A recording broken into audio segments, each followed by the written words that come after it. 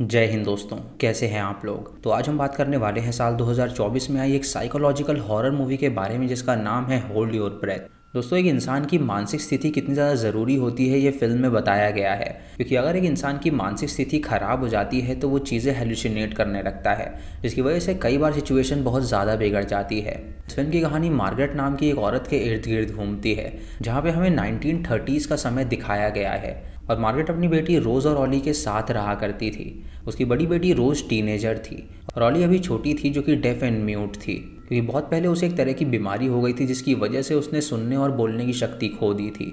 उसकी एक छोटी बेटी भी थी जिसका नाम एडा था, लेकिन बीमारी की वजह से उसकी मौत हो गई थी। और मार्गरेट हमेशा उसे याद करती रहती थी और डरती थी कि उसकी बाकी बेटियों के साथ भी यही चीज़ ना हो जाए। मार्गरेट एक घर में रहती थी जिसके इर्द गिर्द उसका फार्म था, और वो गांव में सबके घर दूर हुआ करते थे, क्योंकि सभी लोगों के बड़े बड़े फार्म्स थे और वहां पर अब खेती नहीं हो रही थी, जिसकी वजह से उनका खाना कम हो रहा था और धूल ज़्यादा बढ़ रही थी, क्योंकि वहां पर कई सालों से बारिश नहीं हुई थी, जिसकी वजह से वहां पे तूफान आता था और उनका घर पूरा मिट्टी से भर जाता था। और उन सबको उस धूल की वजह से कई सारी इलनेस का सामना भी करना पड़ता था। मार्गरेट के पति का नाम हेनरी था, जो कि शहर में कमाने के लिए गया था, और वह हर महीने अपने परिवार को लेटर के जरिए पैसे भेजा करता था ताकि वो अपनी रोजी रोटी चला सकें। अब मार्गरेट की अकेली जिम्मेदारी थी अपने बच्चियों को संभालने की, इसीलिए वो अपनी बच्चियों को हमेशा खुश रखने की कोशिश करती थी। वो हमेशा उन्हें बाहर ले जाती थी और एडा के कब्र पे उनसे प्रेयर करवाती थी, और रात होते ही वो उन्हें सुला देती थी और खिड़की दरवाजे वो अच्छी तरह बंद कर देती थी ताकि धूल मिट्टी अंदर ना आ सके। एडा की मौत के बाद मार्गरेट बहुत ज़्यादा परेशान थी, इसीलिए उसे नींद नहीं आती थी और वो अक्सर नींद की गोलियां खाया करती थी रात को सोने के लिए। उसे सोने के बाद हम रोज़ और ऑली को देखते हैं, जो कि एक बुक पढ़ रही होती हैं, और रोज़ ऑली को बताती है कि दरअसल ये ग्रे मैन की बुक है। और इसमें बताया गया है कि ग्रे मैन एक मायावी आदमी है जिसने अपनी फैमिली को जान से मार डाला था, और उसके बाद जब वो धूल की आंधी में चला गया तो वहाँ पर उसे एक शक्ति मिल गई, जिसकी वजह से वो धूल बन के विक्टिम की बॉडी में जाता है और उन्हें कंट्रोल कर सकता है, और ग्रे मैन उन्हें कभी भी नज़र आ सकता है। छोटी ऑली जब ये कहानी सुनती है तो वो काफ़ी ज़्यादा डर जाती है और उसे लगने लगता है कि ग्रे मैन असली में होता है, लेकिन उसकी बहन रोज़ उसे समझाती है कि ग्रे मैन असली में होता ही नहीं है, ये बस एक कहानी है और कुछ भी नहीं। अगली सुबह मार्गरेट जब उठती है तो वो अपनी दोनों बेटियों को लेकर बाहर निकलती है, जहाँ वो देखती है कि दो बच्चे एक गाय की लाश के सामने खड़े हैं। उसके बाद वो हेनरी के भाई के घर पहुँचती है, जो कि उनसे कुछ फार्म दूर ही रहते थे। हेनरी के भाई की बीवी का नाम था एस्टर, और उसका एक बड़ा बेटा और एक छोटा बेटा था। वो सभी उन्हें देखकर खुश हो जाते हैं और वो सारे कजन्स आपस में खेलने लगते हैं। मार्गरेट एस्टर से पूछती है कि आखिर उसकी क्या सिचुएशन है, तो एस्टर उससे कहती है कि उनके पिता ने कुछ पैसे तो भेजे थे, लेकिन वो सारे पैसे ख़त्म हो गए हैं, और उनका छोटा बेटा धूल की वजह से बहुत ज़्यादा बीमार रहता है, इसीलिए वो उसे लेकर हमेशा चिंतित रहती है। ये सुन के मार्गरेट उससे कहती है कि वो बस अपने घर को बंद रखे और साफ़ सफाई करती रहे, क्योंकि ये धूल बहुत ज़्यादा नुकसानदायक हो सकती है। अगली सुबह होते ही मार्गरेट अपनी बेटियों के साथ एक घर में चली जाती है, जहाँ पे सारी औरतें हर हफ्ते रीयूनियन किया करती थीं, और वहाँ पर वो सिलाई बुनाई का काम करते करते बातें करती रहती थीं। एक बूढ़ी लेडी उन सबको बताती है कि कल रात उनके पड़ोस में एक स्ट्रेंजर आ गया था, जिसने फैमिली के हेड को बांध दिया और उसके बाद पूरी फैमिली को जान से मार डाला। शरीफ जब वहाँ पर पहुँचा तो उसने ढेर सारी लाशें देखी, लेकिन उस फैमिली का जो पिता था वो जिंदा बचा हुआ था, और जब उससे पूछा तो उसने ये बयान दिया। अब मार्गरेट सुन के काफ़ी ज़्यादा डर जाती है और वो अलर्ट हो जाती है ताकि उसके घर में कोई ना घुस आए, क्योंकि उसके घर में कोई मर्द नहीं था और वो सारी फीमेल्स ही थीं। उसके बाद वो एस्टर से मिलने के लिए जाती है, जहाँ एस्टर उसे बताती है कि वो अपने बच्चे को अस्पताल लेकर जा रही है, लेकिन मार्गरेट उससे कहती है कि अभी आंधी आने वाली है तो वो अभी बिल्कुल ना जाए। लेकिन एस्टर उसकी एक नहीं सुनती, क्योंकि उसे अपने बच्चे की जान बचानी थी, इसीलिए वो उसे लेकर तुरंत अस्पताल जाने लगती है। तभी वहाँ पर जोर की आंधी आ जाती है और ये तीनों अपने घर पहुँचते हैं और खिड़की दरवाजे बंद करने लगते हैं। आंधी में ऑली खो जाती है और मार्गरेट उसे ढूंढने के लिए जाती है, लेकिन तभी ऑली अपने सामने एक आदमी को देखती है जो कि अचानक गायब हो जाता है। ये देखकर वो काफ़ी डर जाती है और क्लोजेट में जाके छुप जाती है।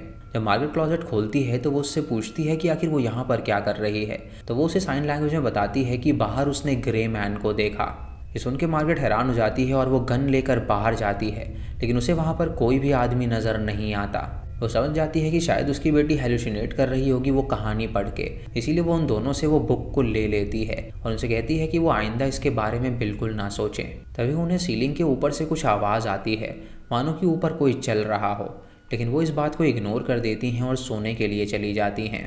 फिर हमें दिखाया जाता है कि एक दिन उनके फार्म में काफ़ी अच्छी खेती हुई थी और उसकी तीनों बेटियां वहां पर हाइड एंड सीक खेल रही थीं। जब वो अपनी बेटियों को ढूंढ रही थी तो अचानक से उसकी छोटी बेटी सफोकेट होने लगी थी और वहीं पर उसकी मौत हो गई थी। मार्गरेट जब अपने रूम में होती है तो वो ग्रे मैन को पढ़ने लगती है और उसे पढ़ने के कुछ देर बाद वो सो जाती है। अगली सुबह उसके कमरे में रोज़ आती है जो कि चिल्लाने लगती है और उसे बताती है कि ऑली सही कह रही थी, उसने बाहर किसी आदमी को देखा है। ये देखकर मार्गरेट अपनी गन लेती है और बाहर जाती है देखने के लिए और उसे अपने बार्न हाउस के हैंडल पर खून नज़र आता है। जब वो अंदर जाती है तो देखती है कि वहाँ पर कोई भी नहीं है और वहाँ पे एक घोड़ा होता है जो कि खून से लथपथ था। जब उस घोड़े को देखती है तो उसे पता चलता है कि वो एस्टर का घोड़ा था और उसी घोड़े को लेकर वो इस जगह को छोड़कर जा रहे थे। जब वो आगे पहुंचती है तो उसे वहां पर एस्टर के बेटे की लाश मिलती है और उसका छोटा बेटा ये देखकर बहुत ज़्यादा डर गया था। उन्हें वहाँ पर एस्टर भी नज़र आती है जो कि धूल में सनी हुई थी, लेकिन तभी वो सांस लेने लगती है और वो जिंदा थी, जिसकी वजह से वो सभी उसे उसके घर में ले जाते हैं, जहाँ वो उससे कहते हैं कि वो यहाँ से बाहर नहीं निकल सकती क्योंकि वो लोग इतने गरीब हैं कि वो लोग ट्रेन अफोर्ड नहीं कर सकते हैं। एस्टर उससे कहती है कि अगर वो यहाँ पे रही तो उसका बेटा मारा जाएगा। वो शहर जाना चाहती है ताकि वो इसे हॉस्पिटल ले जा सके। मार्गरेट उससे कहती है कि वो सब यहाँ से नहीं जा सकते, इसीलिए भला इसी में है कि वो यहाँ पर साफ सफाई करना स्टार्ट कर दे। उसके बाद वो उसके बेटे का अंतिम संस्कार करते हैं और फिर मार्गरेट रोज़ को लेकर डॉक्टर के पास जाती है, जहाँ डॉक्टर जब उसका चेकअप करता है तो वो उससे कहता है कि अभी तो वो बिल्कुल नॉर्मल लग रही है, लेकिन धूल की वजह से उसकी कंडीशन बहुत जल्दी ख़राब हो जाएगी। अगले दिन वो सभी जब घर में जाते हैं सिलाई बुनाई करने के लिए तो बूढ़ी लेडी उनसे कहती है कि उन लोगों को सतर्क रहना पड़ेगा क्योंकि हो सकता है कि वो स्ट्रेंजर उनके घर भी आ जाए। शाम को मार्गरेट जब अपने घर में होती है तो ऑली उसे बताती है कि उसने दोबारा से उस आदमी को देखा। ये देखकर वो बान में जाती है लेकिन उसे वहाँ पर कोई भी नज़र नहीं आता। उसके बाद जब वो गाय का दूध निकालने की कोशिश कर रही होती है तो उसे एटिक से कुछ आवाज़ आती है। ये देखकर वो तुरंत गन लेकर ऊपर चली जाती है और देखती है कि वहाँ पर कोई भी नहीं है। तभी ऑली कहती है कि एटिक के ज़मीन के नीचे वो छुपा हुआ है और ये देखकर वो आदमी तुरंत बाहर निकल जाता है। मार्गरेट तुरंत उस पर गन तान देती है और उससे कहती है कि आखिर वो कौन है और वो देखती है कि उसने उसके पति का जैकेट पहना हुआ है। तो वो उससे पूछती है कि आखिर ये जैकेट उसके पास कैसे आ गया। वो आदमी उसे बताता है कि उसका नाम वॉलेस है और वहीं पर काम करता है जहाँ पर उसका पति काम करता है। उसके पति ने ही अपना जैकेट देकर उसे भेजा था, ये पता लगाने के लिए कि वो लोग यहाँ पर ठीक हैं या नहीं। वॉलेस उससे ये भी कहता है कि वो पेशे से एक प्रीचर है जो कि उसकी बेटियों को हील कर सकता है। मार्गरेट उसकी बात नहीं मानती और उससे कहती है कि वो यहाँ से चला जाए, लेकिन तभी रोज़ के नाक से खून निकलने लगता है और वॉलेस उससे कहता है कि अगर वो चाहे तो वो उसकी बेटी को ठीक कर सकता है। उसके पास जाके उसकी नाक को टच करता है जिससे उसका खून बहना बंद हो जाता है और ये देखकर रोज़ हैरान हो जाती है कि आखिर उसने उसे ठीक कैसे कर दिया। उसके इस हरकत की वजह से मार्गरेट को लगता है कि शायद वो आदमी अच्छा होगा, इसीलिए वो उसे वहाँ पर रहने की अनुमति दे देती है, लेकिन वो उससे कहती है कि वो यहाँ से बाहर बिल्कुल ना जाए क्योंकि वो पराया मर्द है और अगर उसे वहाँ पर लोग देखेंगे तो वो उसके लिए बहुत ही गंदी बातें बनाएंगे। अगली सुबह जब वो लोग बाहर आते हैं तो देखते हैं कि वहाँ पर बारिश भी हो गई है और मार्गरेट को लगने लगता है कि वॉलेस में ज़रूर कोई बात है क्योंकि उसके आते ही यहाँ पर बारिश हुई है। अगले दिन जब वो लेडीज़ चर्च में बैठी हुई होती हैं तो वहाँ पर रोज़ आती है जो कि मार्गरेट से कहती है कि उसका कज़न अकेले ही पानी भरने के लिए आया है। ये देखकर मार्गरेट हैरान हो जाती है और वो तुरंत एस्टर के पास जाती है और उसकी हालत देखकर वो काफ़ी ज़्यादा हैरान हो जाती है क्योंकि एस्टर इलनेस का शिकार हो गई थी और उसके शरीर पे फोड़े हो गए थे। शेरिफ भी वहाँ पर मौजूद होता है और वो शेरिफ से कहती है कि एस्टर बहुत ज़्यादा बीमार है और वो उसके बेटे का ख्याल बिल्कुल नहीं रख पाएगी, इसीलिए शेरिफ उससे कहता है कि वो उसके बेटे को अपने साथ ले जा रहा है। अब शेरिफ उसके बेटे को अपने साथ ले जाता है और एस्टर अकेली पड़ जाती है और मार्गरेट को श्राप देती है कि उसने उसका बच्चा अलग कर दिया तो उसके बच्चे भी अब उससे अलग हो जाएंगे। उसके बाद मार्गरेट बार्न में जाती है जहाँ पर वो स्ट्रेंजर से मिलती है और वॉलेस उससे पूछता है कि आखिर वो इतनी टेंशन में क्यों रहती है। वो उसे बताती है कि दरअसल उसकी बेटी एडा के मरने के बाद वो एकदम से सदमे में आ गई थी और तब से ही उसकी नींद हराम हो गई थी, इसीलिए वो हमेशा नींद की दवाइयाँ खाती है सोने के लिए। अभी उसकी बेटियां वहाँ पर आती हैं जो कि उसे बताती हैं कि यहाँ पर तूफान आने वाला है, इसीलिए वो वॉलेस को भी घर के अंदर ले जाती है और वो सभी मिलके वहाँ पर डिनर करने लगते हैं। तभी रोज़ अपनी माँ से कहती है कि आज लेटर बॉक्स में उसे अपने पिता का लेटर मिला है और वो उस लेटर को पढ़ने लगती है, लेकिन मार्गरेट जब उस लेटर को पढ़ती है तो वो हैरान हो जाती है। वो अपनी बेटी को इशारा करती है कि वो गन लेकर आए और जब वो उसे गन देती है तो वो उस आदमी पे तान देती है। वो वॉलेस से कहती है कि उसने उन्हें झूठ क्यों बोला। उस लेटर में उसके पति ने ये लिखा था कि उसका जो कोट है वो चोरी हो गया है और उसके अंदर बच्चियों के लिए चॉकलेट और कुछ पैसे भी थे जो कि वो डाक के ज़रिए भेजने वाला था, लेकिन वो कोट चोरी होने के बाद वो लेटर बिल्कुल नहीं भेज पाया था। ये सुन के वो समझ जाते हैं कि वो चोर है और मार्गरेट उससे कहती है कि वो उसकी बेटी को छोड़ दे वरना वो उस पर गोली चला देगी। वॉलेस उसे समझाने की कोशिश करता है, वो बस यहाँ पर शेल्टर चाहता है और कुछ भी नहीं। लेकिन तभी वो अपनी बेटी को इशारा करती है जो कि भागकर उसके पास आ जाती है और वो वॉलेस को तुरंत वहाँ से जाने के लिए कहती है। वॉलेस उससे कहता है कि वो अभी तो जा रहा है लेकिन वो वापस जरूर आएगा क्योंकि वो कोई और नहीं बल्कि द ग्रे मैन है। ये कहने के बाद वो तुरंत लेटर को लेता है और उसे जला देता है और उसके बाद वो तूफान में जाकर गायब हो जाता है। उसने वो लेटर इसलिए जलाया था ताकि वो शेरिफ के पास उसकी कंप्लेन ना कर सके। रात को मार्गरेट सोने से पहले वो दवाई खा लेती है और तभी अचानक उसे बाहर से कुछ आवाज़ आती है तो वो बाहर चली जाती है और वो वहाँ पर अपनी बेटी ऑली को देखती है जो कि रो रही थी। तभी ऑली के पीछे एस्टर आ जाती है जो कि उसे बताती है कि वो कोई और नहीं बल्कि ग्रे मैन था जो कि हवा से उसके शरीर में आ जाएगा और वो उसे बहुत ही गलत चीज़ें करने के लिए कहेगा। वो एक क्रीपी स्माइल देती है और उसकी बेटी का गला काट देती है जिससे कि एस्टर जोर से चिल्लाती है और जब वो होश में आती है तो देखती है कि अब उजाला हो चुका है और उसकी बेटी रोज उसके सामने खड़ी हुई है जो कि उससे पूछती है कि क्या वो सारी रात यहीं पर थी। अब इससे ये बात तो तय थी कि वो हेलुसिनेट करने लगी है और वो स्लीप वॉकिंग भी कर रही है जिसकी वजह से उसके अंदर पूरी तरह डर बैठ गया था और उसे लगने लगा था कि ग्रे मैन उसकी बेटियों को उससे छीन कर ले जाएगा। रात को उसकी बेटियां जब सो रही होती हैं तो अचानक से उनके कमरे में आग लग जाती है और जब वो अंदर जाती है तो वो उस आग को बुझाती है। मार्गरेट देखकर हैरान थी और उसका मानना था कि ग्रे मैन ये सब कर रहा है, लेकिन रोज उसे समझाने की कोशिश करती है कि ग्रे मैन जैसी कोई चीज़ होती ही नहीं है बल्कि उसने ही उस आदमी को ग्रे मैन वाली बुक ले जाके दी थी और जब उसने उसे पढ़ा होगा तो उसने ऐसे ही बोल दिया होगा कि वही ग्रे मैन है। तो इस बात को वो अपने दिमाग में बैठाना बंद करे क्योंकि ग्रे मैन सिर्फ काल्पनिक है और वो रियल नहीं हो सकता। तभी अचानक उनके घर के बाहर एस्टर आ जाती है जो कि पहले से बहुत ज़्यादा बेटर लग रही थी। ये देखकर मार्गरेट उसे तुरंत अंदर बुला लेती है और एस्टर उससे कहती है कि जब वो प्रीचर से मिली तो वो ठीक हो गई और उसने जाना कि उसे क्या करना है अपने बेटे को ठीक रखने के लिए। मार्गरेट को लगता है कि शायद वो वॉलेस की बात कर रही है और जब वो उससे उसका नाम पूछती है तो उस प्रीचर का नाम कुछ और था। एस्टर उससे कहती है कि दरअसल चर्च में आज एक पार्टी है तो वो सभी तैयार हो जाए शाम को वहाँ पर आने के लिए। मार्गरेट काफ़ी ज़्यादा अजीब तरह बिहेव करने लगी थी और वो अपनी बेटी के सामने ही एक चाकू से अपनी थाई पे कट लगा देती है और उनसे कहती है कि वो चिंता ना करे, वो बिल्कुल ठीक है। रोज और ऑली उसकी सिचुएशन देखकर काफ़ी ज़्यादा डर गई थी और जब वो पार्टी में पहुँचती हैं तो रोज शेरिफ के पास जाती है और उसे अपनी माँ के सिचुएशन के बारे में बताती है। जहाँ शेरिफ उसकी माँ से जब बात करने के लिए आता है तो वो उससे कहती है कि वो बिल्कुल ठीक है। तभी अचानक वो सभी नोटिस करते हैं कि उसके ड्रेस से खून आ रहा है। मार्गरेट उनसे कहती है कि वो जैसा समझ रहे हैं वैसा कुछ भी नहीं है, बस उसे नॉर्मल सी चोट लगी थी जिसकी वजह से वहाँ से खून आने लगा है। ये कह कि वो तुरंत अपनी बेटियों को वहाँ से ले जाने लगती है, लेकिन तभी वो एस्टर को एंट्री करते हुए देखती है प्रीचर के साथ और वो हेलुसिनेट करती है कि वो प्रीचर कोई और नहीं बल्कि वॉलेस है।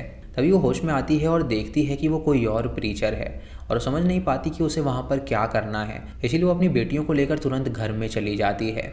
अब सभी गांव वाले ये जान चुके थे कि उसकी मेंटल स्थिति काफ़ी ज़्यादा ख़राब हो गई है जिसकी वजह से उसकी बेटियां तक उससे डरने लगी हैं। घर पे आके मार्गरेट सिलाई करने लगती है और वो उसी टेंशन में होती है कि गांव वाले उसके बारे में अब क्या सोचेंगे। वो कपड़े के साथ साथ अपने हाथ भी सिल लेती है जिसका उसे कोई भी अंदाज़ा था ही नहीं। रोज जब वहाँ पे आके उसको देखती है तो वो अपनी माँ से कहती है कि आखिर वो ये क्या कर रही है, तो उसकी माँ उससे कहती है कि आखिर ये कब हो गया। तभी रोज कैंची से वो धागे काटती है और अपनी माँ से कहती है कि वो अपने आप को संभाले। तभी अचानक उसकी माँ को बाहर से कुछ आवाज़ आती है और ये देखकर वो गन लेकर बाहर निकल जाती है। यहाँ पर धुंध में वो वॉलेस को देखती है और वो उस पर गोली चला देती है, लेकिन अचानक से वो वैनिश हो जाता है। रोज मास्क लगाकर बाहर आती है और अपनी माँ से पूछती है कि क्या वो वॉलेस था, तो वो उससे कहती है कि हाँ, लेकिन वो गायब हो गया। उसके बाद वो उसे अंदर भेज देती है और वो धुंध में ही रहती है। लेकिन कुछ देर बाद जब रोज़ बाहर जाती है अपनी माँ को ढूंढने के लिए तो उसकी माँ उसे ही वॉलेस समझती है और उस पर गोली चलाने वाली होती है, लेकिन जब वो चिल्लाती है तो वो होश में आ जाती है और वो देखती है कि वो वॉलेस नहीं बल्कि उसकी बेटी रोज़ है। मार्गरेट उससे कहती है कि वो अपनी लड़कियों को बचाने के लिए किसी भी हद तक जा सकती है, इसीलिए वो उससे कहती है कि वो घर में चले, उसके पास एक आइडिया है। जब रोज़ घर के अंदर जा रही होती है तो अचानक उसके पैर पे कुछ टकराता है और जब वो नीचे देखती है तो उसे अपनी आंटी एस्टर की लाश मिलती है, जिसे वो समझ जाती है कि दरअसल उसकी माँ ने एस्टर को शूट करके जान से मार डाला क्योंकि उसे लग रहा था कि शायद वो ग्रे मैन है। ये देखकर वो समझ जाती है कि उसे अपनी माँ से छुटकारा पाना होगा वरना वो उन दोनों को भी जान से मार देगी। कुछ देर बाद उनके घर में शेरिफ आ जाता है जहाँ पर वो उन दोनों लड़कियों से कहता है कि वो बाहर उसका इंतजार करें। अंदर जाके वो मार्गरेट से बात करता है जहाँ मार्गरेट उससे कहती है कि ग्रे मैन बिल्कुल असली है और वो उसकी बेटियों को छीनने के लिए आ रहा है। ये देखकर शेरिफ उसके पास आता है और उससे कहता है कि वो चिंता ना करे, सब कुछ ठीक हो जाएगा, क्योंकि वो उसकी बेटियों को अपने साथ ले जा रहा है। लेकिन तभी मार्गरेट शेरिफ को स्टैब करके जान से मार डालती है और ये देखकर रोज़ वो चाकू उठाती है और वो फैसला करती है कि वो अपनी माँ का गला काट के उसे जान से मार डालेगी, क्योंकि अगर वो जिंदा रही तो वो उन दोनों को भी मार डालेगी। वो जब अपनी माँ को मारने के लिए जाती है तो वो ऑली को देखती है जो कि उन्हें देख रही थी, इसीलिए वो रुक जाती है क्योंकि वो उसके सामने उसे नहीं मार सकती थी। अब मार्गरेट रोज़ और ऑली को बताती है कि ग्रे मैन उन सबको जान से मारने वाला है, तो इससे बढ़िया क्यों ना वो खुद ही मर जाए। वो अपनी पिल्स को फोड़ती है और खाने में मिला देती है और वो खुद भी उसे खाने वाली थी और अपनी बेटियों को भी खिलाने वाली थी ताकि वो सभी मर सकें। रोज ऐसा बिल्कुल भी नहीं होने देना चाहती थी, इसीलिए वो ऑली से कहती है कि वो क्लोजेट में जाके छुप जाए। और ऑली जब क्लोजेट में जाके छुपती है तो वो अपनी माँ के सामने रोते हुए आती है और उसे बताती है कि ग्रे मैन ऑली को बाहर ले गया है। उसकी माँ जब ये सुनती है तो वो ऑली को बचाने के लिए बाहर निकल जाती है। वो एक रस्सी दरवाजे में बांधती है और उसका छोर अपनी कमर पे बांधती है और वो डस्ट में निकल जाती है उसे ढूंढने के लिए। जब वो बहुत दूर चली जाती है तो रोज़ उसकी रस्सी काट देती है और वो बहुत ज़्यादा रो रही थी क्योंकि अपनी बहन को प्रोटेक्ट करने के लिए उसे अपनी माँ को मारना ही था। उसकी माँ जब कटी हुई रस्सी देखती है तो वो समझ जाती है कि उसकी बेटी ने उसे धोखा दिया है और वो डस्ट के चपेट में आ जाती है और वहीं पर उसकी मौत हो जाती है। अगली सुबह हम रोज़ और ऑली को देखते हैं जो कि शहर की ओर निकल जाती हैं ताकि वो अपने पिता के पास जा सकें, जो कि ट्रेन में बैठी होती हैं और वो शहर की ओर जा रही थी ताकि वो अपने पिता से मिल सकें। ट्रेन में जाते हुए उन्हें हरियाली नजर आती है जिससे वो समझ जाती हैं कि यहाँ की स्थिति काफ़ी बेटर है। तभी रोज़ वहाँ पे डस्ट को देखती है जिससे वो एक अजीब सा एक्सप्रेशन देती है और इसी के साथ ये मूवी यहीं पर ख़त्म हो जाती है। तो दोस्तों ये थी इस फिल्म की कहानी, जहाँ पर ये दिखाया गया है कि ये लोग ऐसी जगह पे रहते थे जहाँ पर धूल ज़्यादा थी और हरियाली कम थी, क्योंकि वहाँ पर कई सालों से बारिश नहीं हुई थी जिसकी वजह से फसलों की पैदावार हो ही नहीं पा रही थी। वहाँ के लोग बहुत ही गरीब होते जा रहे थे क्योंकि उनके पास खाने के लिए कुछ नहीं था और उनकी गाय भी दूध देना बंद कर चुकी थी क्योंकि गाय के लिए भी खाना नहीं था। वो सभी इतने परेशान थे कि गाँव का हर एक मर्द बाहर कमाने चला जाता था ताकि वो कुछ पैसे अपने परिवार को भेज सके। वहाँ पे हमेशा आंधी आया करती थी जिसकी वजह से उनका जो घर था वो धूल से भर जाता था, जिसकी वजह से वो ढंग से सांस नहीं ले पाते थे और उनको कई सारी बीमारियां होती थी और वहाँ पे कई सारी मौतें भी होती थी। मार्गरेट एडा की मौत के बाद बहुत ज़्यादा डिप्रेस्ड रहने लगी थी जिसकी वजह से उसे नींद भी नहीं आती थी, इसीलिए उसने पिल्स लेना स्टार्ट किया था अपनी स्लीप वॉकिंग को कम करने के लिए। लेकिन जब उसे पता चला कि उसकी बेटियां ग्रे मैन की कहानियां पढ़ती हैं तो उसने वो कहानियां पढ़ना स्टार्ट कर दिया और वो बिलीव करने लगी कि वो सच होता है। और जब वो स्ट्रेंजर वॉलेस के घर में आया और उसका सच उन्हें पता चला तो स्ट्रेंजर वॉलेस ने जाते जाते कहा था कि वो ग्रे मैन है, जिससे कि उसे लगने लगा कि शायद वो सच में है और वो कई सारी चीज़ें हेलुसिनेट करने लगी, जिसकी वजह से उसने एस्टर को और शेरिफ को जान से मार डाला। वो अपनी बच्चे को भी जान से मारना चाहती थी लेकिन रोज़ ने अपनी छोटी बहन को बचा लिया। उसने अपनी माँ का सेक्रीफाइस कर दिया अपनी छोटी बहन को बचाने के लिए और उसके बाद वो दोनों लड़कियाँ निकल गईं शहर की तरफ अपने पिता से मिलने के लिए। तो दोस्तों ये थी इस फिल्म की कहानी। आपको इसी कहानी कैसी लगी आप हमें कमेंट सेक्शन में ज़रूर बताइएगा। चैनल पे नए हैं तो इसे सब्सक्राइब करें और बेल आइकन दबाएं नोटिफिकेशंस के लिए। और दोस्तों वीडियो को लाइक और शेयर करना बिल्कुल मत भूलिएगा। तो मैं मिलता हूँ आपको अगली वीडियो में, तब तक के लिए जय हिंद।